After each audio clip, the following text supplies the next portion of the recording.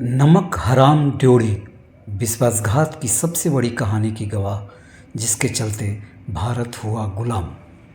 खंडर बन चुकी यह ड्योढ़ी पर्यटकों को आज भी उन घटनाओं की याद दिलाती है जिन्होंने इस देश का इतिहास हमेशा के लिए बदल दिया। भारतीय इतिहास में मीर जाफ़र एक ऐसा नाम है जो विश्वासघाती के तौर पर याद रखा जाता है। यह बंगाल के नवाब सिराजुद्दौला का सेनापति था, लेकिन बाद में उसने कुछ ऐसा किया कि उसका नाम इतिहास में गद्दारी का प्रतीक बन गया। मीर जाफ़र दिन रात एक ही सपना देखता था कि किसी भी तरह वह बंगाल का नवाब बन जाए। आखिर अंग्रेज़ों की मदद से उसने यह सपना पूरा कर लिया। अंग्रेज अफसर रॉबर्ट क्लाइव ने मीर जाफ़र को बंगाल का नवाब बनने का लालच दे दिया था। 23 जून 1757 को मुर्शिदाबाद के दक्षिण में 22 मील दूर नदिया जिले में गंगा नदी के किनारे पलासी नाम के जगह पर एक लड़ाई लड़ी गई।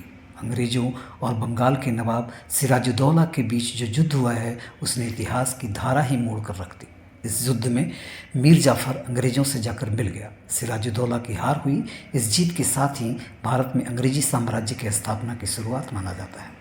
पश्चिम बंगाल के मुर्शिदाबाद के लालबाग इलाके में एक हवेली है जिसे मीर जाफ़र की हवेली माना जाता है। मीर जाफ़र की गद्दारी की वजह से इस हवेली को नमक हराम ड्योढ़ी कहा जाता है। इस हवेली में मीर जाफ़र के बेटे मीर मारन ने नवाब सिराजुद्दौला को जान से मारने का हुक्म दिया था। जुलाई 1757 को सिराजुद्दौला इसी नमक हराम ड्योढ़ी में फांसी पर लटकाए गए थे और अगले दिन उनकी लाश को हाथी पर चढ़ाकर पूरे मुर्शिदाबाद में घुमाया गया था। खंडर बन चुकी यह ड्योढ़ी पर्यटकों को आज भी उन घटनाओं की याद दिलाती है जिन्होंने इस देश का इतिहास हमेशा के लिए बदल कर रख दिया। जय हिंद।